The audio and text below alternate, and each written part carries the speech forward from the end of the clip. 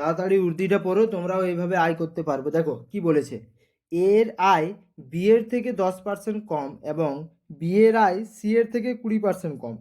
C এর আয় 200 টাকা হলে এ এর আয় কত? তাহলে এ বি সি, আমি সি থেকে করে নিচ্ছি। দেখো সি এর থেকে বি এর আয় সি এর থেকে 20% কম, তাহলে সি যদি 100 টাকা আয় করে, বি কত টাকা আয় করবে? বি সি এর থেকে 20% কম, মানে 80 টাকা। এবার কি বলেছে দেখো, এর আয় বি এর থেকে 10% কম, তাহলে বি যদি 80 হয় তার থেকে 10% কম, 80-র 10% কত হবে বলো তো? 8 টাকা। তাহলে এ কত টাকা আয় করে? 72 টাকা। আমাদের কি জানতে চেয়েছে বলো তো? এর আয় কত? তাহলে সি 200 টাকা আয় করে, তাহলে 100-র ভ্যালু এ কত? 200।